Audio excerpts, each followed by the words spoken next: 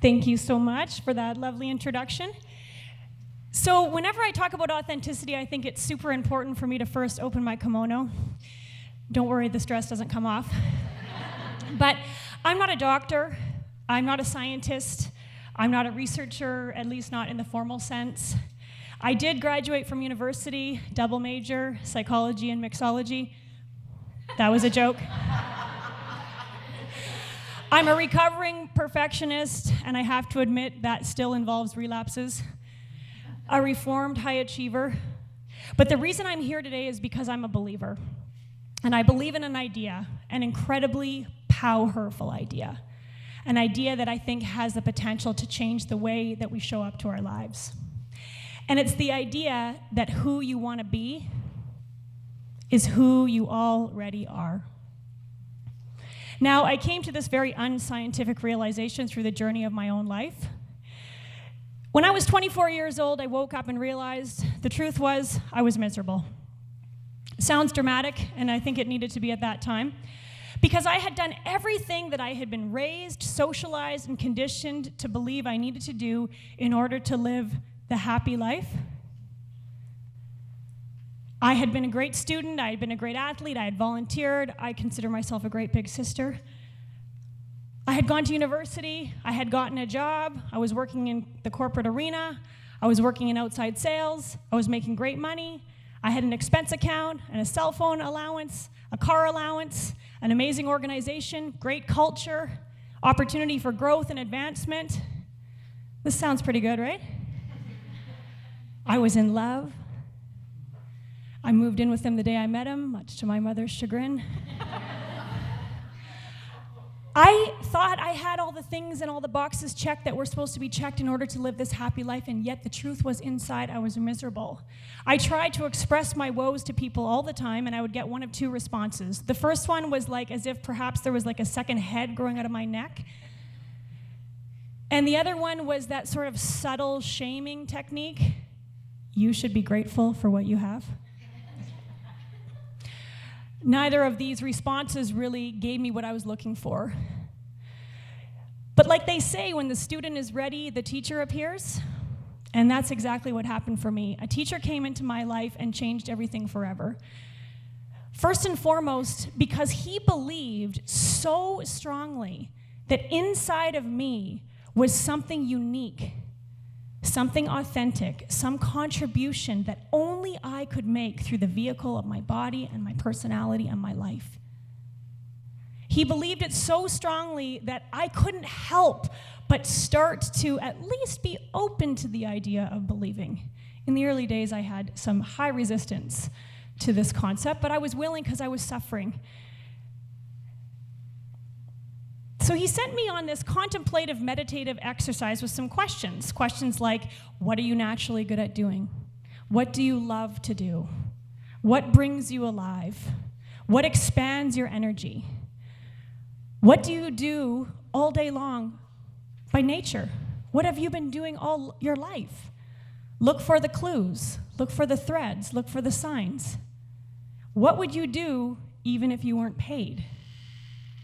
So I'm there like a good little student. I've got my notebook and my pen. I've got 3 things on the list so far. I've got shopping, drinking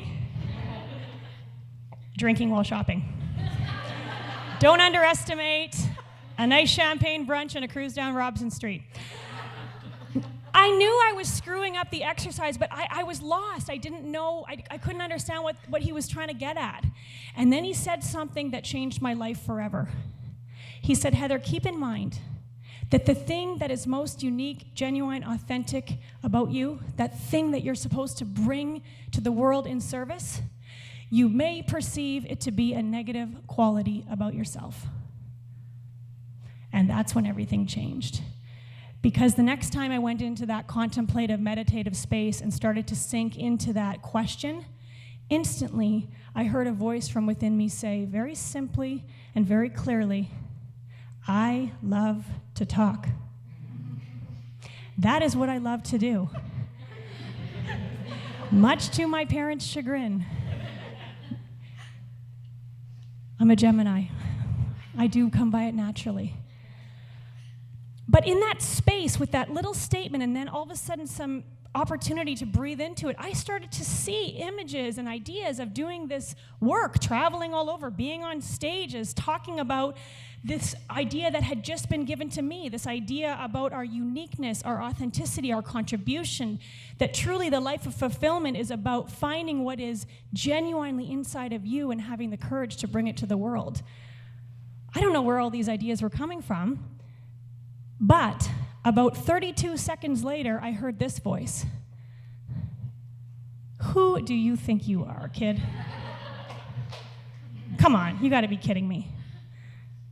What, you just learned this a hot minute ago and now you're gonna go talk to the rest of the world about it? Good luck.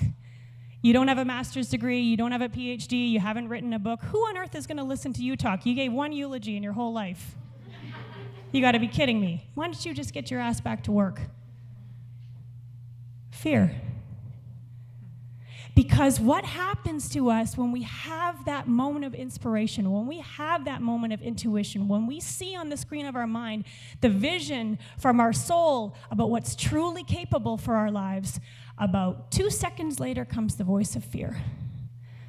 Fear that you're not good enough, fear that you're not capable, fear that you're not competent, fear that you don't know how, which by the way you don't.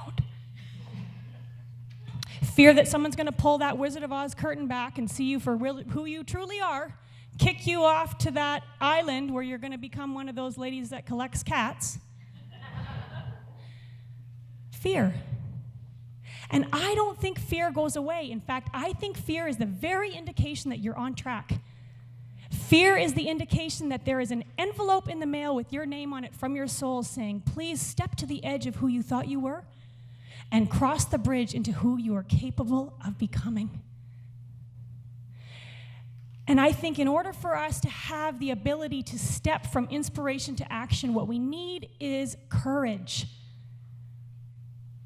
Courage is not the absence of fear. It's not fearlessness. Courage is your hand shaking, blood pumping, heart beating, dry voice, unsureness, and the ability to step forward anyway. Courage is taking action on your inspiration even though you're scared. So here's my ask of you today. Twofold. First of all, believe that you are needed. We need you to trust the fact that inside of you is something so genuine, unique, and authentic that if you don't bring it to the world, it will never, ever be here. And second, have the courage to go inside your own heart, listen for the answers to the questions about the journey of your life, and bring them to the surface for us all. Because when you do that, you will realize you are powerful beyond measure, and that all along, who you want to be is actually who you already are. Thank you.